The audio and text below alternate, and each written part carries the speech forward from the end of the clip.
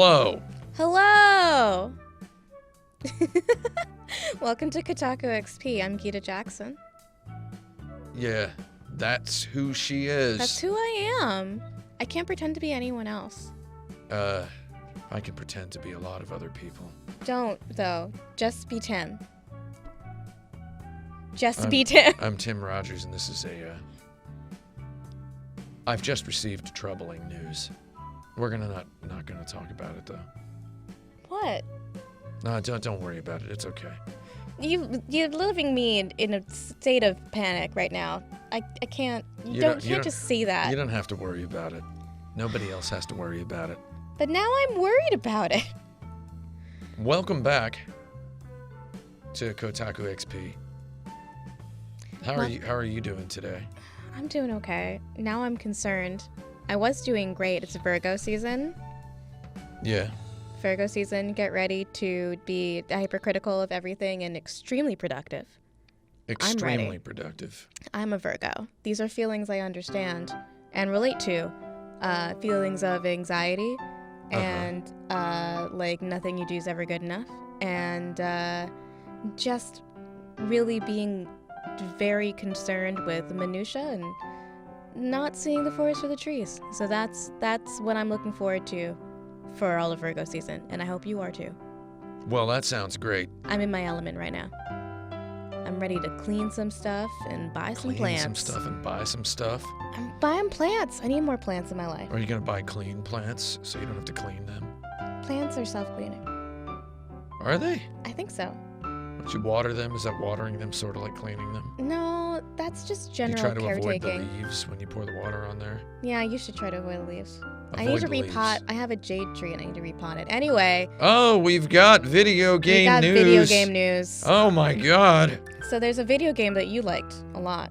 Yeah. It's called God of War. God of War. God of War now has a new game plus. I gotta have my God of War. Plus. Does it say God of War Plus on the title screen? No, it does not, unfortunately. So you played a little bit of this, right? Yeah, and you wrote a blog played... post on the Kotaku.com website about it. Is that true? I did. That is true. What's that like? Through the Alfheim section. So so you got pretty into it. Yeah. It's going a lot faster, but I think that's mostly because I know how to play the game now. Oh, yeah. And you're not sort of struggling through new mechanics and stuff when they introduce them. You just kind of know exactly where to find things and what to do. I didn't get stuck at one, like those light bridge puzzles. I got stuck at one my first go-around for like half an hour because I couldn't figure out what the game was trying to get me to do. But yeah, and you got to move a thing, put a crystal on a thing and shoot. Yeah. Yeah. So the way I feel about this new game plus thing is, tell me. You get to start the game with like all your abilities unlocked and all your everything, axe upgrades, all your skills, all your axe upgrades, upgrades, all your armor, all that stuff. So what it is it's just more you get to enjoy playing the game. Yes, essentially. And the fans like this? I really liked it. I really liked, because especially you have weapons that weren't available to you in the beginning portions of the game. So like when I was fighting that Dark Elf boss, which I found so frustrating my first go-around. I like that guy. When I finally beat it, I had to like just go to bed immediately because I was like, I've spent it's so tough, long. Dude. It's a tough dude. Yeah. So now you have the chains of chaos, the blades of chaos though. You have all your stuff. Yeah, everybody, you get the blades of chaos. His it's original been 4 blades, months, his chain blades. It's 4 months. We can actually spoil that. You know how hard it was to not spoil that in my video? How hard? Like, Sony PR had said in an email, there's a thing we don't want you to spoil. Please don't spoil it. It's like, man, you can't do a review of the game. You can't write a review or make a video purporting to have any critical stance on the game if you don't mention that, because that's half the game. Yep. Right? So it's like I didn't get to mention that at all, and then every comment on my video was, oh, Blades of Chaos, Blades of Chaos. You get the Blades of Chaos. I saw you get the Blades of Chaos. It got leaked. And it's like, yeah, okay. I was told specifically to not mention that. It's every comment. And then it's like, stupid loser, video game journalist isn't good enough to get the Blades of Chaos. Wastes 20 minutes talking about the axe. And it's like, man. Well, the axe is good. The axe is good. Number one. It's anyway, very good. Here's what I think is, until you've unlocked all the stuff, all the axe moves in God of War, you're not playing the full game. So, you know, we've got legacy game designers, guys like Sid Meier, saying a video game is a sequence of interesting decisions. And you have skill trees where it's like, which of these skills do I choose? I played Dragon Quest XI for like 300 hours. Choosing which skills you unlock feels very meaningful, very interesting decisions. In God of War, it's just like, I need all this stuff or I'm not playing the game, right? Mm-hmm. So these people who are like, oh, I love that new game plus, they're the same people who would hate on a game for being too easy or for having a tourism mode like Uncharted does, a mode where you just get to play through it. They're like, I love my new game plus. It's like, oh, for you, unlocking stuff isn't like part of the fun. And I think in God of War, it's not.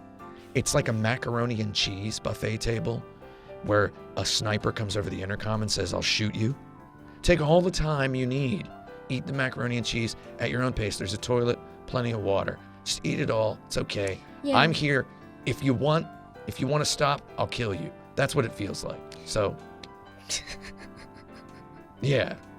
Yeah, I basically agree with you. I think that whenever I unlocked things in God of War, it was like, oh, you're just giving me the tools to be good at this game now. You're finishing the game. Yeah. Now that I have all the stuff, it's just an absolute joy to play. It's a anyway, game. We've got another story. We've got another story. I we're not paying attention. I interviewed a woman, Carly Ismail. I butchered that. I am so sorry. She has written this game called the Super Patriotic Dating Sim, and it is a game where you play an American woman who An AW. whose goal is to seduce and then murder members of ISIS. Yeah. It's a lot. She's of Iranian descent, and she talked to me about how this was. I mean, it's satire, obviously. It's satirizing American attitudes and understanding of the Middle East and of ISIS, and also satirizing the dating sim format. Yeah. My favorite sort of gag on that gets on Kickstarter, the Kickstarter campaign for this game, is that, Elodie, the main character, has a typical dating sim, intro card where she has likes and dislikes and blood type, whatever. Uh-huh. The dislikes for all of the ISIS characters is just America. Just dislikes America. Every single one. In the fiction of the game, how is this character meeting the ISIS people? She's going undercover. She's like a James Bond-esque spy. And her goal is, she's going to seduce members of ISIS, then she sleeps with them, and then kills them afterward. She kills them afterward? Yes. Okay. Like a Black Widow situation. It's not like, I would have thought that, it's, you get like to the point, like every one of these dating sims like leads up to the point and then doesn't actually explicitly show it.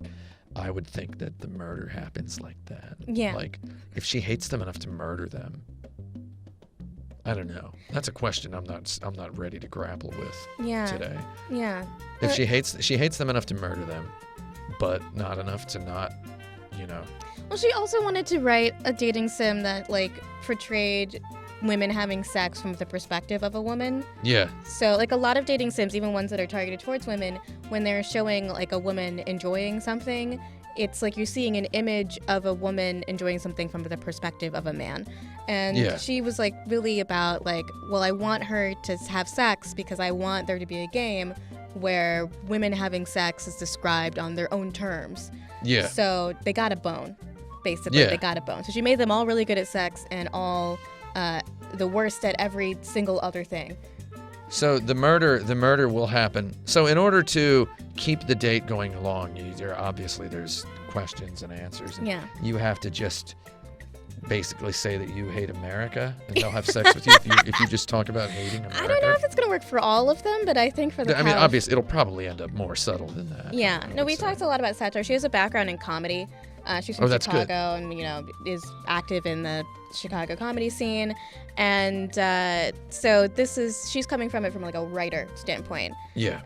Like a comedy writer standpoint. So she had a pretty good understanding of how satire works and how you need to make it distinct enough from reality that something is being satirized, but also that it needs to actually touch on what is actually happening in the world. Yeah, and it has to say something interesting. Yeah, and it's kind of lofty goals for a dating sim to both be sex positive and also teach America that About politics. about politics. So I mean, it seems really fascinating, and the guys are cute. Yeah. Hey, why the heck not? Right? Why the heck not? You're just gonna kill him afterwards. So Yeah, immediately afterward. immediately afterward. I hope that's how it works. I'm not sure, but I hope it's just immediately. Just a snap to post-coitus. black and a sound of like arterial spray. Yeah, exactly. Wait, it looks like we're supposed to be talking about Excuse me. something else. We've got somebody here telling us It's a computer it's a screen. computer screen. It's a computer screen. I wrote a big feature this week. Yeah. I did. I wrote a feature about the internet, and I love the internet. I really do. I derive great joy from the internet. I sometimes think about that Photoshop someone did of it's the Hot Pockets box, but it's Cold Pockets. Cold pockets, yeah. It's really funny. It makes me laugh a lot.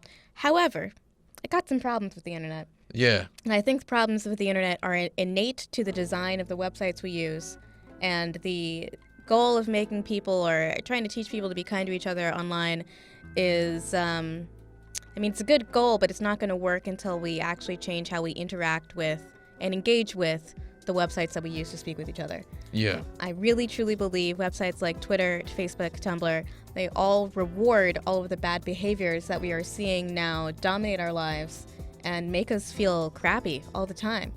They reward just bad stuff. I mean, I use examples of call-outs and shitposts. Shitposting is something, I mean, it's fun. It's fun to do. It's when you just type weird jokes and sometimes at the expense of others. And then when you Photoshop something, you make sure that the text is like slightly too big and the margins are like slightly too small. Yeah. So Like, it so just it's, like, reads right up as against like an object. funny and shoddy and Yeah. like a throw off where you use I see what you're doing. like is a what I'm Getty saying. Images image, but you leave the watermark on there. Yeah. That kind of thing. The bigger, bolder, the more the diagonal striped watermark. Yeah. That's better. Yeah. I see what you're doing.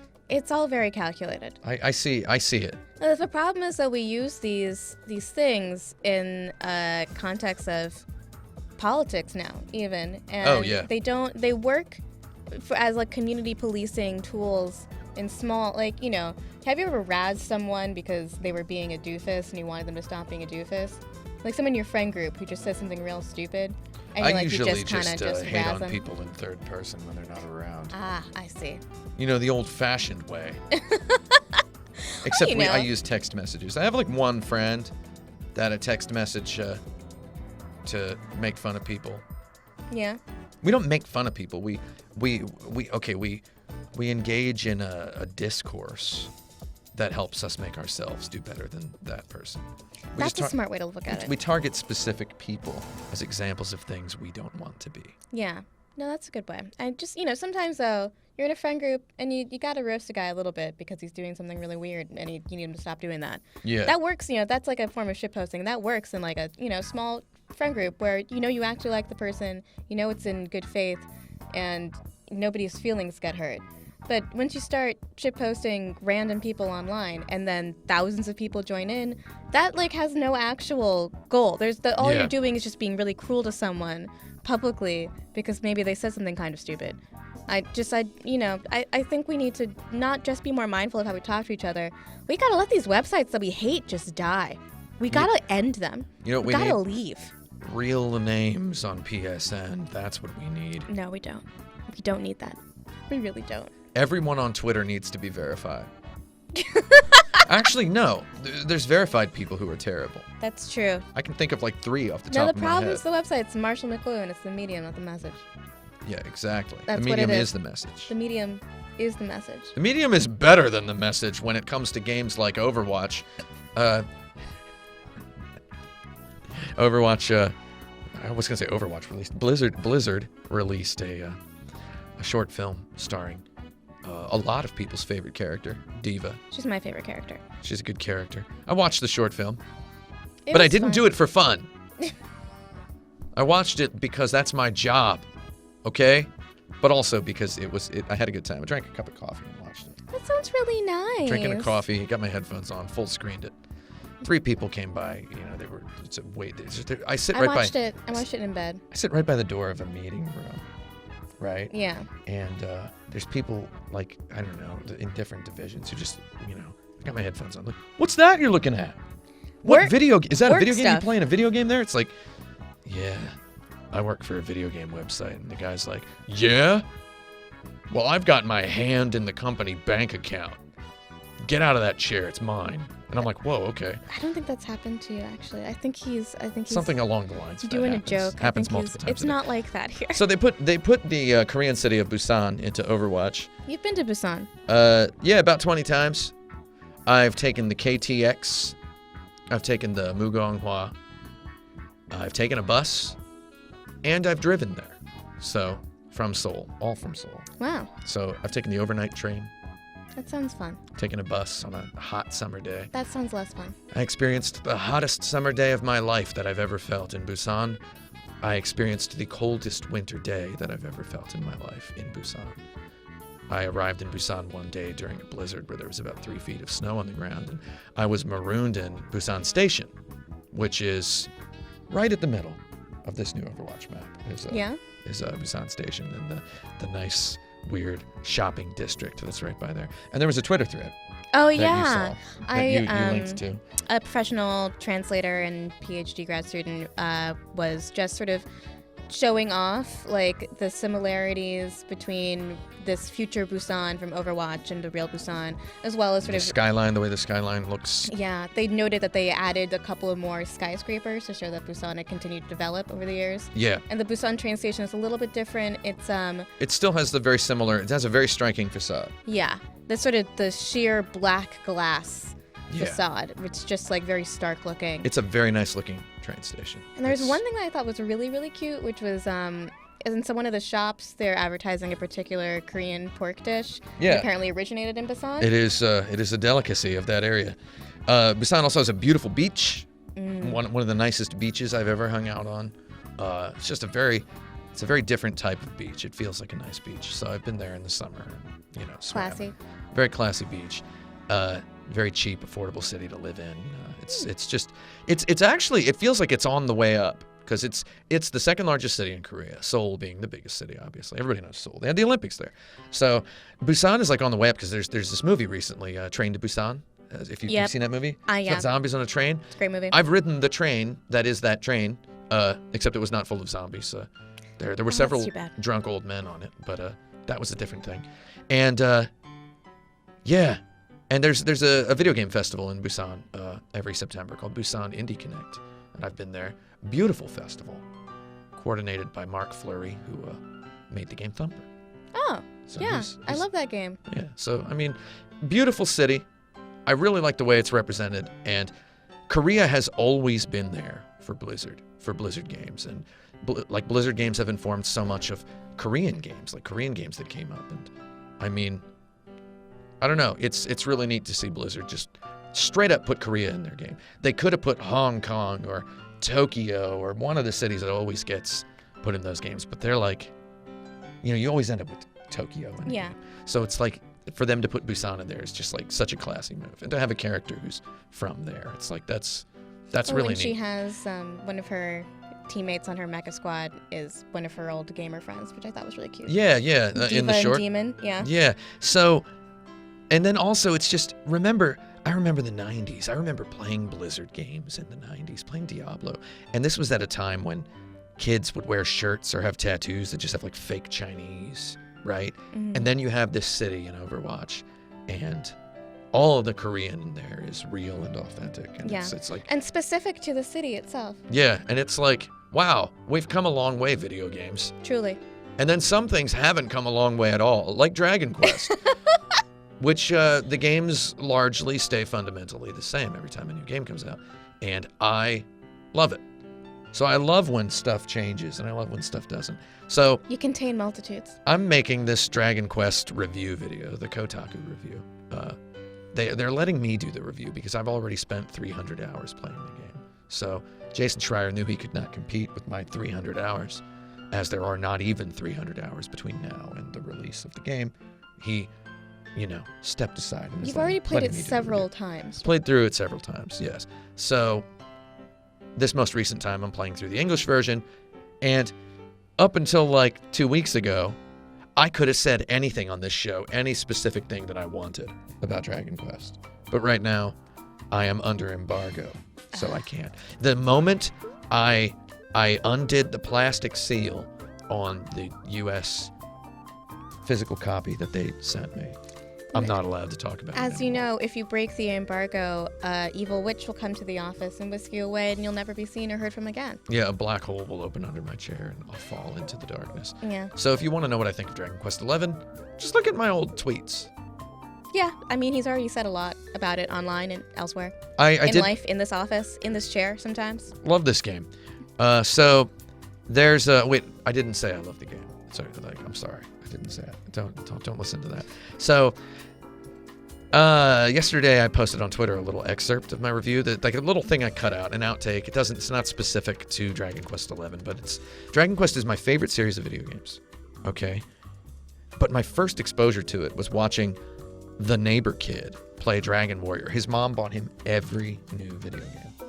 And soon, this kid was not my neighbor because his family was just living temporarily in this apartment complex, and then later they moved into a huge, huge house, like the biggest house I'd ever seen in my life at that time. So he was playing Dragon Warrior, and he just kept running from the slimes. He would not fight them because he said, and I quote, "I have to choose fight to fight. That's dumb. Why can't I just use my sword?" And that's just wild. And somehow, that game, I had to watch this kid play this for like 4 hours, and it was really depressing. And I was just like, I know what to do. I see what this game is doing. He wouldn't go to the shops in the town. What? Yeah. Why wouldn't you go And to he's the like on the shops? box that's like got a dragon breathing fire, and it's got a guy with a shield and a sword, and he's just assuming that he's that guy. So somehow that became my favorite game. Do you have any experience like that where you had to watch somebody play a game and somehow Well, you ended up like figuring out how to like the game while watching that? yeah, so my older brother, when I was younger, all the gaming consoles were his. And he'd let me play them sometimes, but he was very rightly concerned about his younger sister just destroying his stuff, because I absolutely would have. Yeah. And there's a lot of games where, I mean, he loved them also, but I could figure out what was like appealing about them by watching them, because I would, do homework in the room where he'd be playing video games, because it was just in our living room. Parents worked late, so we just hang out with each other doing homework and watching TV and playing games. Yeah. And I'd be watching like Metal Gear Solid 2, so one I have the strongest memory of, because that is just a bonkers ride from start to finish. Yeah. And in some ways is a better game watched than played, because I don't have to feel frustrated about walking down a hallway and then stumbling into another cutscene. It's like a game about watching too. 'Cause Yeah. You have to observe Solid Snake from afar. So Yeah. you had an extra layer. Yeah, so I could be over his shoulder and be like, oh, that guy, the guard is about to turn back around. You gotta get around the corner again, or trank him or something.